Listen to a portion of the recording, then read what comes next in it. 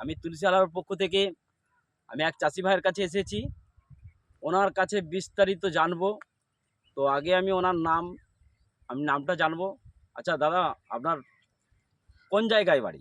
আমার বাড়ি কামারপুকুর, কিন্তু পিলখা বা কোকোসা এখানে আমার শ্বশুর বাড়ি। আমি এখানে চাষ করি, বিঘা 8 চাষ করেছি। তো এই সারটা নিয়ে আমি চাষ করেছি। আচ্ছা আচ্ছা, আপনি এই সারটা মানে ভূমি আর এই সুরক্ষা, হ্যাঁ আচ্ছা এতে 8 বিঘের মতো চাষ করেছেন? হ্যাঁ 8 বিঘে।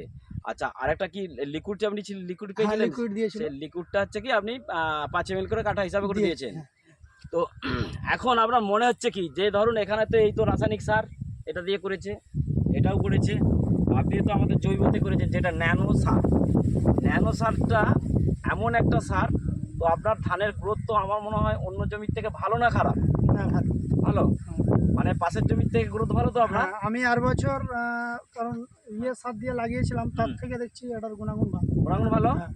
আর আপনি পাশাপাশি যে চাষি যারা এসছে আপনার জমি, আপনি বলছেন কি এই যে আমাদের এই সারগুলো চাষ করছেন? হ্যাঁ, তাতে আমি তাদেরকে ওই ছবিও দেখিয়েছি। দেখেছিলেন? হ্যাঁ। আচ্ছা আচ্ছা, আমি চেষ্টা করছি এই সারটা আমি আরো কিছু জায়গায় পাঠানোর জন্য। বাহ, আমার কামারপুকুরের দিকে। আপনাকে তুলসী হারবারের পক্ষ থেকে আপনাকে ধন্যবাদ জানাই। আপনি আরো কামারপুরের যে আপনার এলাকা যে বাড়ি, ওইখানে সেই আমার আলু চাষ বাড়িতে হয়। ওখানে যদি চাষ করেন, ওখানে যদি আলু চাষকে বলতে পারেন আমরা নিজেরা মিটিং করতে যাব, আপনি বসাতে যদি পারেন সেখানেও মিটিং করে দেবো। তো যাতে করে আপনি আপনার এলাকাতে মানে আপনার যে দেশ সেখানেও বলুন। আর এখানে পাশাপাশি চাষিকে বলছেন, আর এই পাশাপাশি চাষিরা কি ভাবছে যে এই আমাদের এই সারটা লিবে সামনে বছর থেকে মনে হচ্ছে? হ্যাঁ, এই সারটা সামনে বছর থেকে নেবে, কারণ এর যা গুণাগুণ। হ্যাঁ, বা এবং ওই সারটা যেমন আমাদের এই মাঠের মধ্যেখানে নিয়ে আসতে কষ্ট হয়, বস্তায় করে বা গাড়ি করে নিয়ে আসতে হয়, সেটা একটা বিরাট সমস্যা রয়েছে। এইটা কিন্তু সেই সব কিছু করতে হবে না, ওই ব্যাগে করে নিয়ে এলেই কাজ হয়ে যাবে। আচ্ছা, আপনার থানাটা কোন জায়গা? আমার গোহাট থানা। গোঘাট থানা। আর আপনি কোন থানায় চাষ করছেন? এটা আমি খানাকুল। খানাকুল থানা। হুম। আচ্ছা, অর্থাৎ হুগলিতে চাষ করছেন? হুগলি।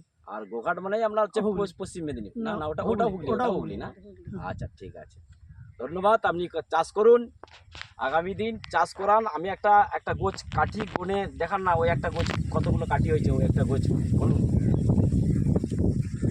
জোরে গুনুন। 3, 4, 5, 6, 7, 8, 9, 10, 11, 12, 13, 14, 15, 16, 17, 18, 19, 20, 21টা। 21টা কতদিনের রোয়া হয়েছে? এটা মোটামুটি আমার রুয়াটা শেষ হয়েছে 28 তারিখে শেষ হয়েছে।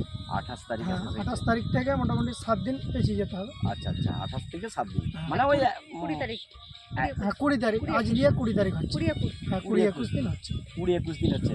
তো বাহ, 20-21 দিনের ধান তো মোটামুটি একদম খুব একবার সার হচ্ছে। সার একবারই সার দিয়েছিলেন? চাপান পড়েনি। এখনো চাপান পড়ে। চাপান পড়েনি। চাপানটাই হবে। ধন্যবাদ, ঠিক আছে।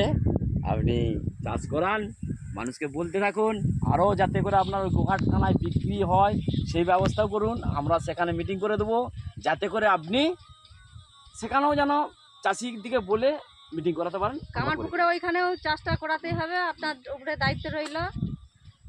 ঠিক আছে।